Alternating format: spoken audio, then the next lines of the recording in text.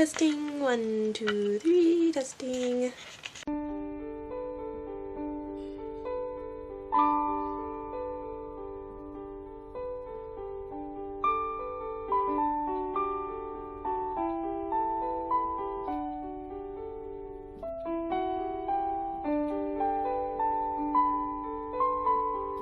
Alright, long time no sewing vlog, so sorry about that.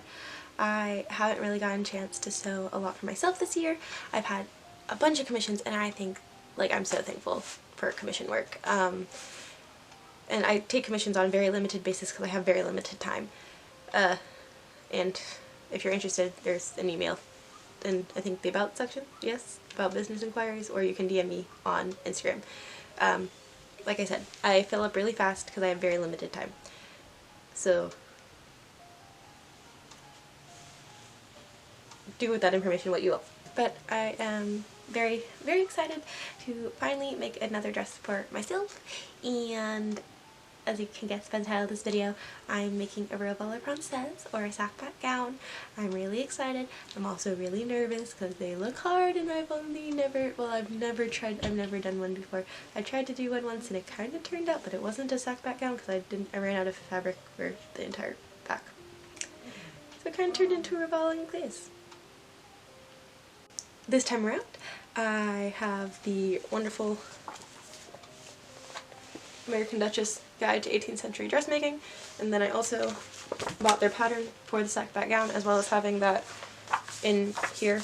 I'm arming myself with all types of preparation to do this, even though I have given myself so little time, because I'm on Christmas break. And all I've wanted to do is sew, but I haven't gotten to sew, which is very sad, but I've done a bunch of other things and and that's always good, but I just really wanted to show. But no, I'm going to, and I'm very happy. Yeah, like you can tell I literally just got home from work and I'm trying to get sewing stuff done, because this dress is kind of a more historic twist on the already historic twist that Outlander did for Claire's red ball gown that she wears to Versailles. So I have some really pretty red fabric that I'm pulling out of my sewing stash to make this, and I think it's going to turn out pretty good, or hopefully pretty good, hopefully more than pretty good. So pulling out the hot fabric from the sewing stash and making it this very deep red. I kind of think, like, I have brown hair, so I'm like, I kind of look like Claire, right? Maybe. So I'm going to, like, kind of cosplay her. I think the dress will look more like Claire's dress from the TV show if I don't have trim on it, because her dress from the TV show did not have any trim. So I was like, okay, I'll wear it untrimmed to the con, and then for the more historical Outlander themed ball, I'll put all the trim on it, and also all that trim. So beautiful. Literally takes forever to do. So, yeah. Let's go on this adventure, shall we? Step 1. Cut out the pattern.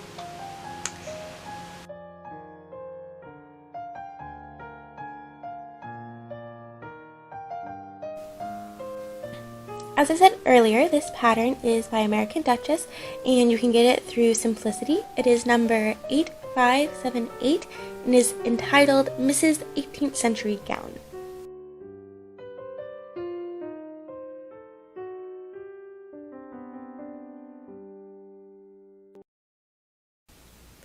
I got a black camera for Christmas. I'm still figuring out how to work all of it, but I'm very excited because now I will not cut off my head like I did early in this video. So let's get sewing.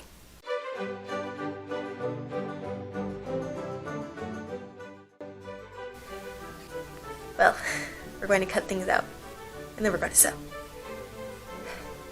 I feel like sewing is only like 30% actually like needle and thread, and then like the other 70% is cutting things out. I swear. I feel like cutting things out is like my least favorite part.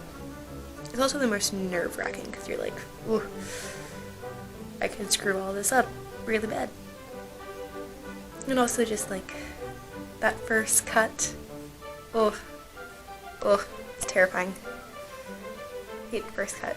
I have first cut like anxiety bad. Like I will just sit there and stare at my fabric all laid out and pinned up for like a good 30 minutes, thinking like this is exactly how I should have it, right? Like I've laid everything out, I'm making the most use of my fabric, like everything's on the right side, and then I stare at it for a really long time, and then I finally cut it. So this is obviously the me finally cutting it portion.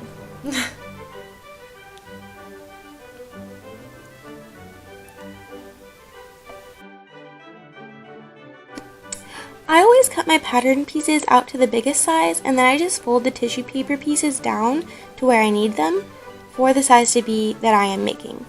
And then I hold that in place with pins when I cut it out, and I just find this to be really helpful so I can make a variety of sizes.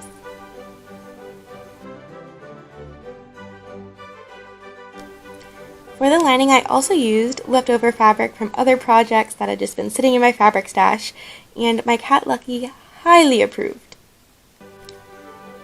So the lining is very, very important in this style of dress because it's basically the foundation which all the other pretty things are attached to. Here I am cutting out the lining for the back, which the pleated sack back gets attached to.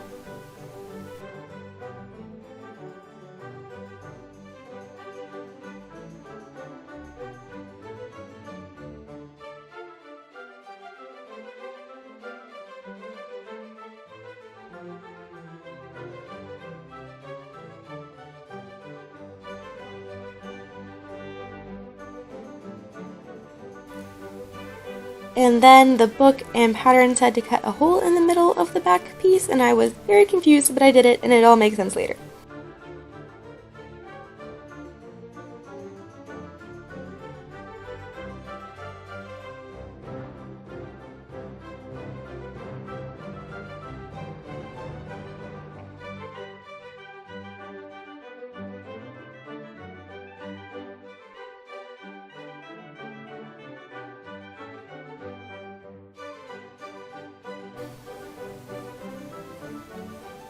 Then I cut out the lining for the other pieces.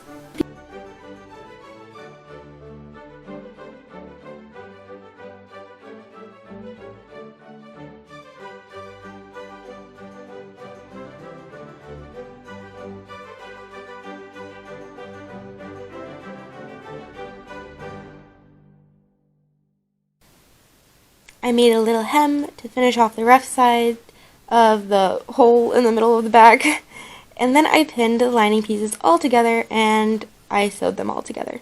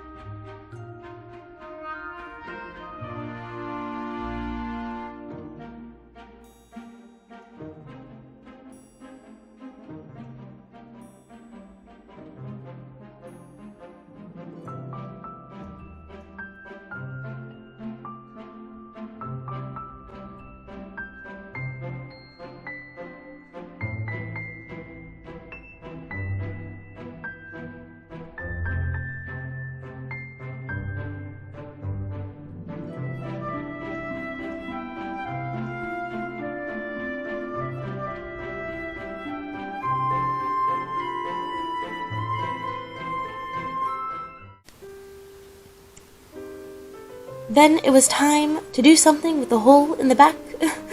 So, as it turns out, this hole is so that you can make the back adjustable to fit your torso, since you have this incredibly large amount of fabric draping down your back like a cape with the outer fashion fabric. So it's not exactly a snug fit. So you have this awesome lining which does create that snug fit, so like that part can stay nice and attached to your body while it allows all of this beautiful fabric to drape down your back. I decided to have 4 sets of ties. I used white grosgrain ribbon, which was also from my stash. This was really a like stash buster project, which I didn't even necessarily intend for it to be. I just like had all of these wonderful things. I was like, this is actually fantastic.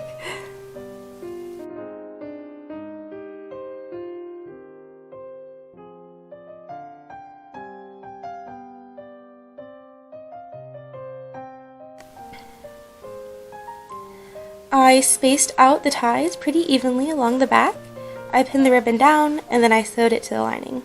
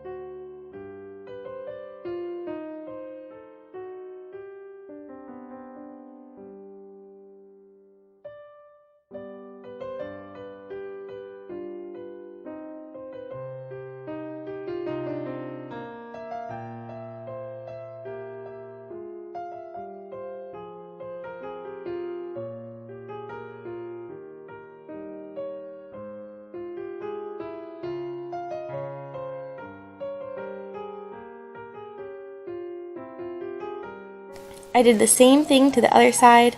I backstitched over all of these because these ties were going to have to support like so much weight due to the massive amount of fabric that's going to go into the back pleats, and I wanted them to be sturdy and to hold up.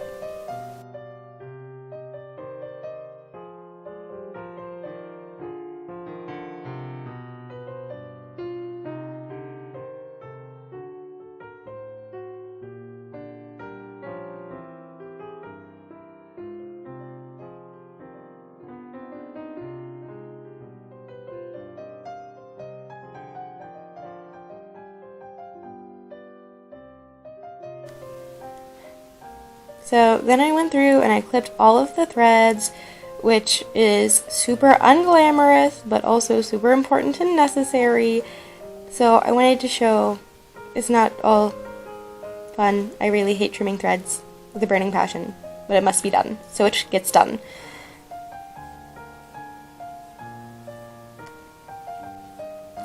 I then tied the ties together, and I really liked how they looked. I thought it was so cute, but then I realized that no one is ever going to see them except for in this video, and possibly a getting dressed video if I do one of those. And basically everything that I had been doing so far and had sewn together was not going to be visible while wearing this dress, and that's just one of the joys of creating a lining, I guess. It just feels so sad, because you're like, no one's going to see all this hard work I did. Time to iron the pretty fabric. Since this fabric came out of my sewing stash, I had it for many years. I do not remember what the actual fiber content is, but since I'm not really going for historical accuracy, I'm going for a historical cosplay. I didn't really care. I highly doubt it's 100% historically accurate. I'm pretty sure there's something weird going on with it, but it works for this.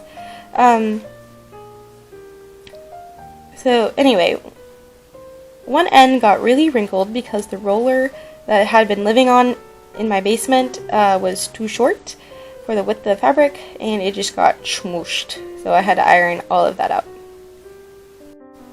Now it was time for the thing that I was most nervous about, the back pleats.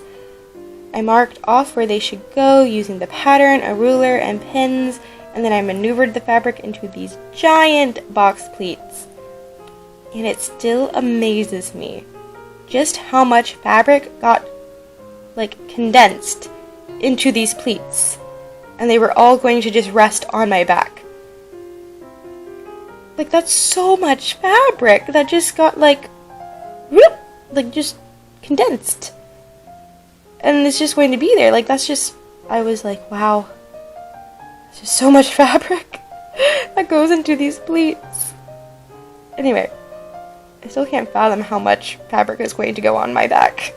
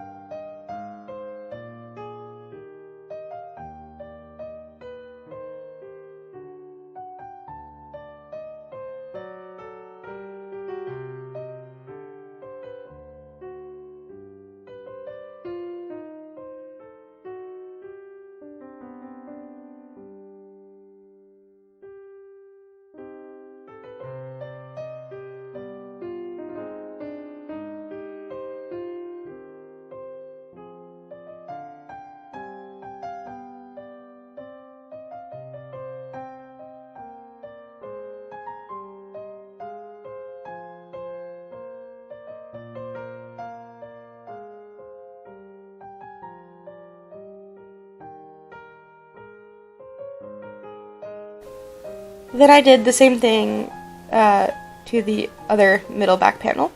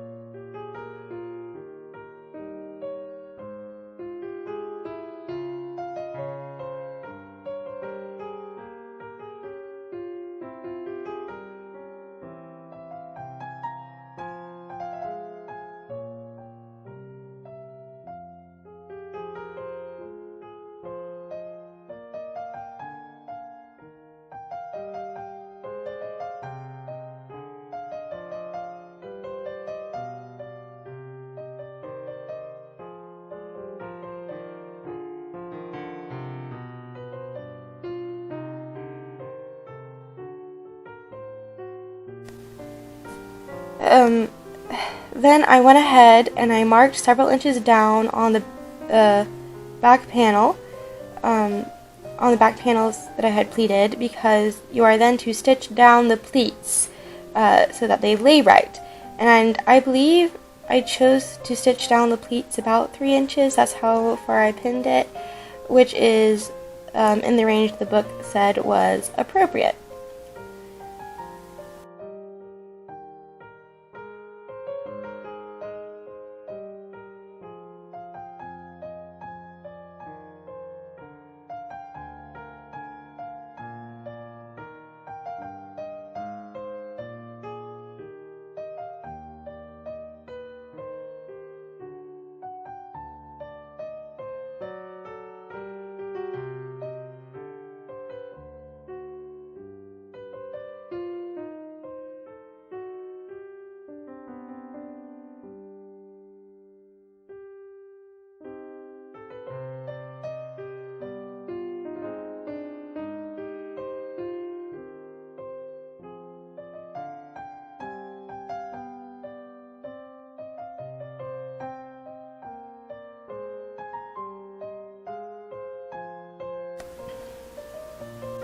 But before I actually sewed down the pleats, I pinned and sewed the two middle back pleats together. And also, before I sewed down the pleats, I pinned and sewed the back panels to the middle back panels. Or, I sewed the side back panels to the middle back panels, because there's just so many back panels.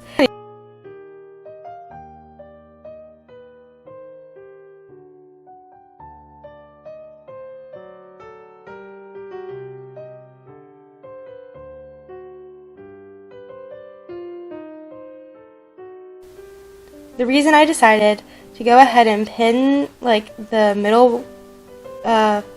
middle back box pleats was to just make this massive amount of fabric more manageable and maneuverable while I was attaching yet more fabric to it.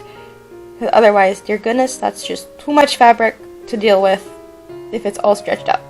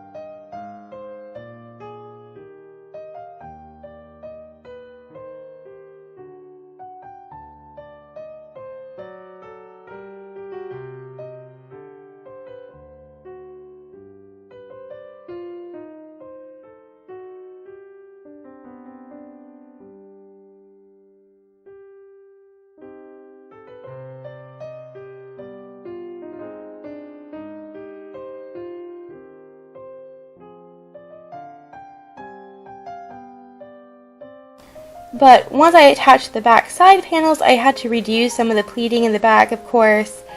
But, since I already did some of it, it was so much easier to just add this fabric into the pleats. I don't know if that's like the proper way you're supposed to do it, but as we know, do I ever do anything as exactly the pattern tells me? No. So, I found this to be really helpful, and I would not change it.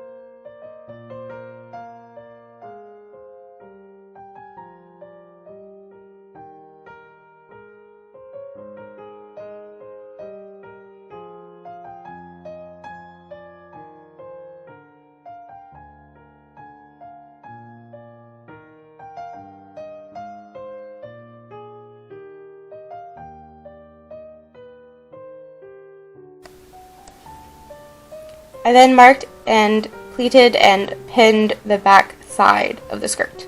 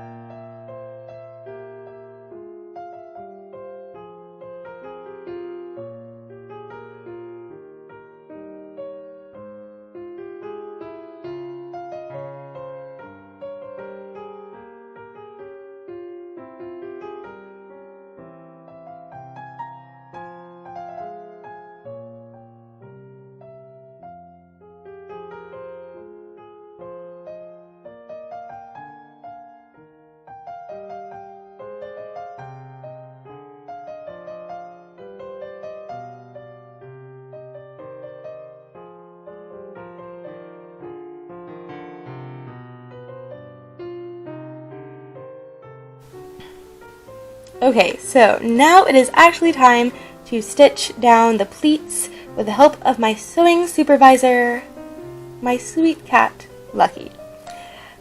I chose to hand sew this part as I thought that the machine sewing was just going to flatten the pleats too much, and the hand sewing was going to allow the pleats to hang better. Since these pleats are the coolest part of the gown in my opinion,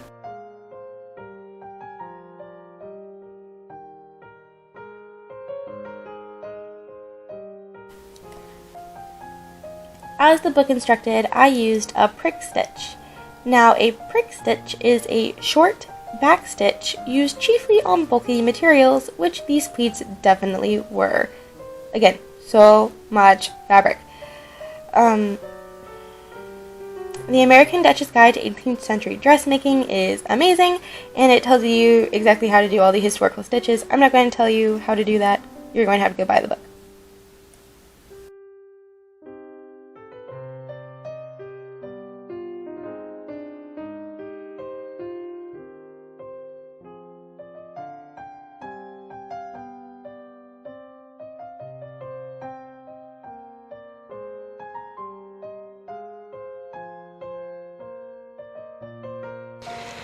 Generally, I will machine sew my dresses, and then I'll just do stitches that I consider to be very visible by hand, as I am doing here. Or if it's an area of stitching on the dress that requires more flexibility and movement than my sewing machine allows, I will also do it by hand. And that's kind of what's going on here too.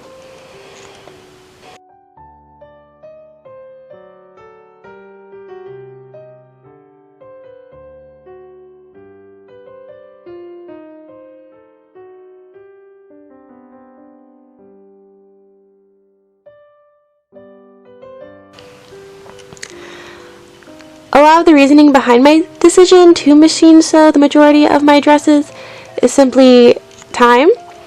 As you can tell, because I'm still sewing these pleats, even with this video sped up, hand sewing takes way longer than doing it with a sewing machine.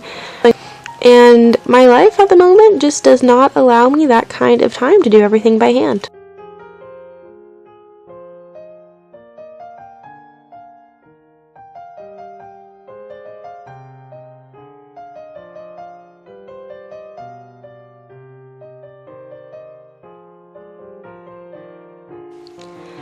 So I like to say I do a mix of hand sewing and machine sewing because both are very valid art forms. I also really enjoy machine sewing. I love how fast it goes and how precise and even you can make all the stitches. But I also do find there to be a lot of beauty in the imperfect stitches that I do with my hand.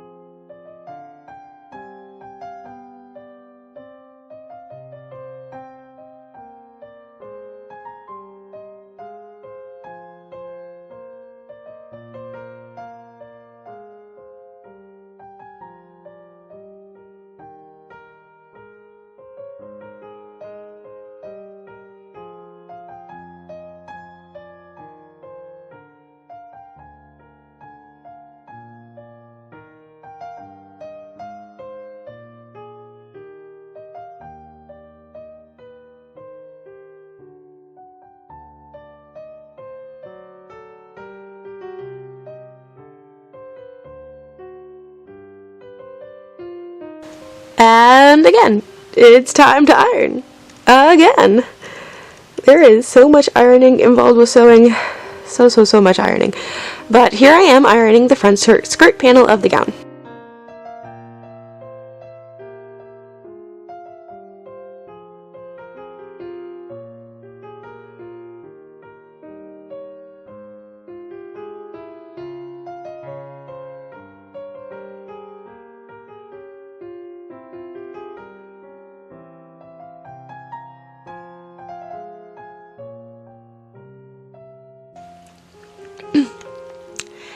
Here I am attaching the two front skirt panels to the back skirt panel with pins. And then I sewed what I had pinned together.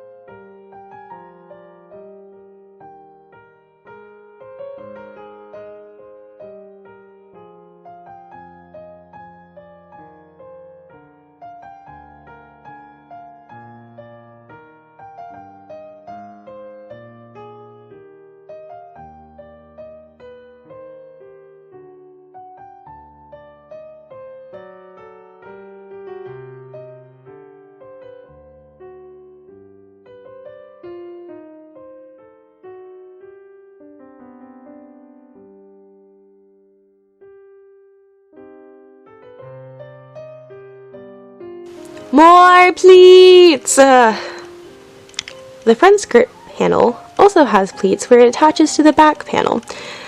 So, the first several inches of the skirt is actually straight and it is not pleated because it really just acts as a canvas for the trim that I will be adding later, and you really want it to have that nice, very almost floating look where it's just hanging, and it really, this dress is a canvas for all the trim that will be added later.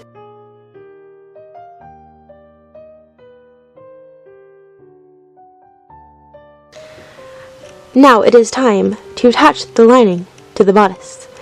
This is not the way the book said to do it, but would this really be a historical Belle sewing vlog if I did not deviate from pattern? No, it would not.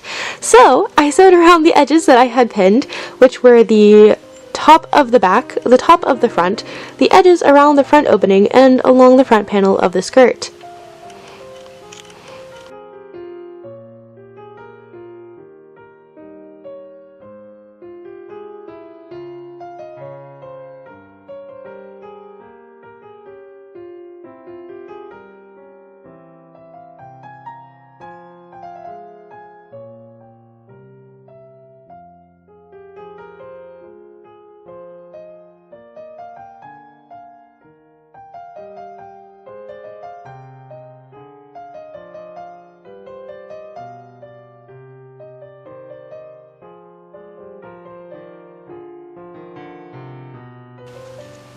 And yes, I know I have a bad habit of putting the pins in backwards, and some people like to just pull them out quickly, but the reason I have not corrected my bad habit is because I think it slows me down, and that's a good thing, because otherwise I'd go as fast as humanly possible while trying to sew. So that's the reason I leave it, and you see me stopping to pull out pins more often, because it really doesn't slow me down that much, and it makes me just slow down enough to think about what I'm doing.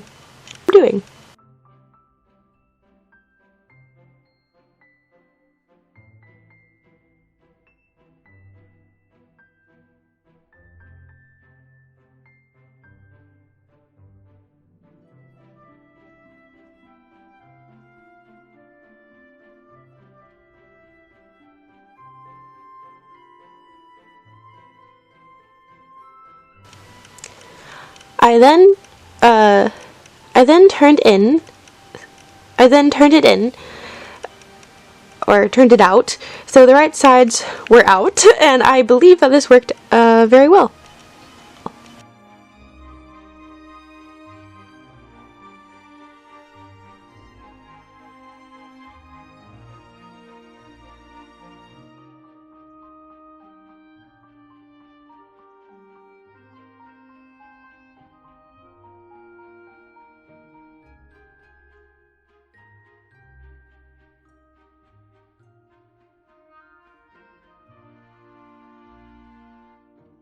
I then moved my sewing operation to my boyfriend's place because I was visiting him and I had to get this dress done for the con that we're going to. So that's why the surroundings of this gown might look slightly different. But here I am, and I did a small, almost rolled hem at the bottom of the sleeve.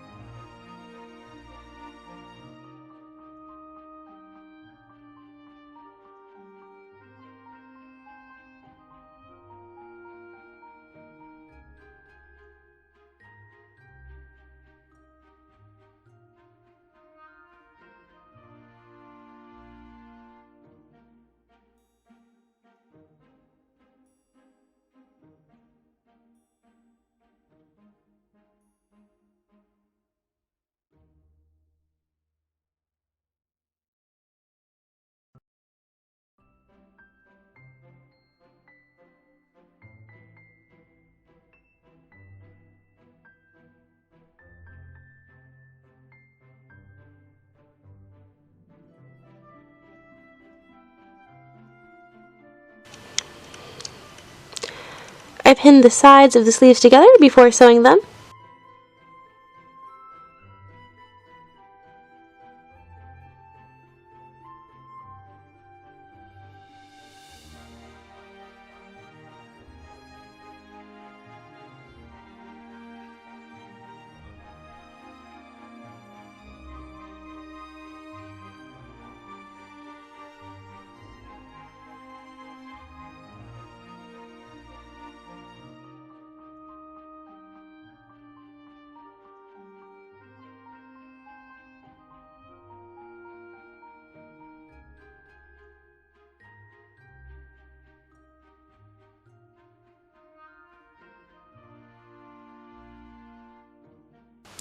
My boyfriend is the literal sweetest, and he made me sewing snacks.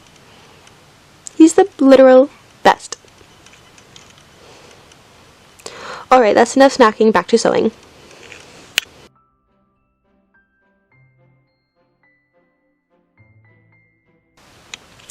Setting the sleeves is always a difficult task.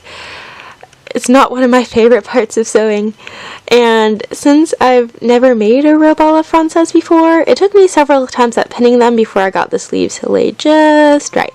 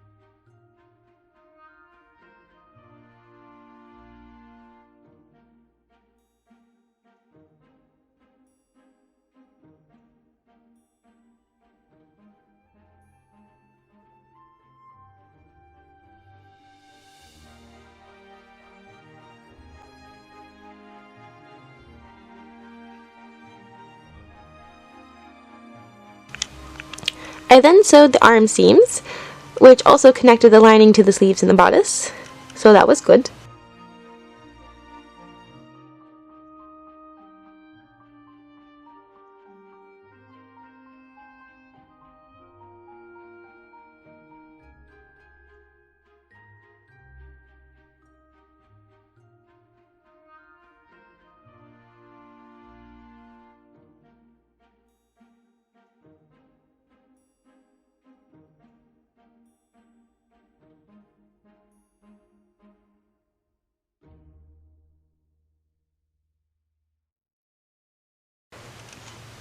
Then last, but certainly not least, I pinned and sewed the stomacher to the lining, and then I top stitched it down as well.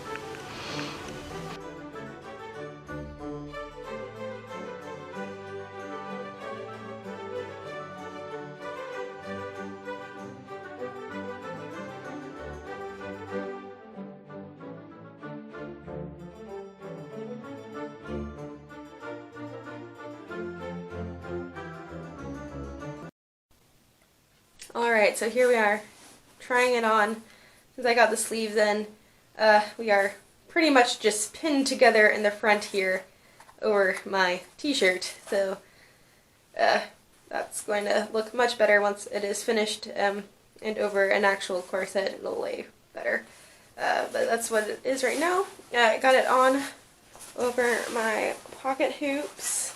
I didn't make those, I ordered those, but they're very fun. I'm going to, right now they're like separate, and I'm going to like basically just get one long string and like loop them together. But I love how wide they are, and I don't know how, I'm not going to be able to fit through doors, but you know, I think that's kind of the purpose of this. Hopefully they have wide doors at all the venues. But also, here's probably what y'all want to see, and that is the back. Yep. Alright, so we got boyfriend Cam here to show the back of this dress, which we're doing pretty good. We got a lot of pleats, doing lots of fun things. I need to tuck the lining coming up and showing, so I need to tuck that. But also I'm going to put trim there, so I'm not sure if it's actually even going to matter. But yeah, this is it so far. This is phase 1, is getting like the robe complete. So then step 2 will be the petticoat, and that's what we're on to now. Oh, Yo-Yo! Yo-Yo has disappeared! Why is it all cats? Is this your home now? Yeah? Also need petticoat to keep cat out of my dress. Thanks for stopping by, Yo-Yo.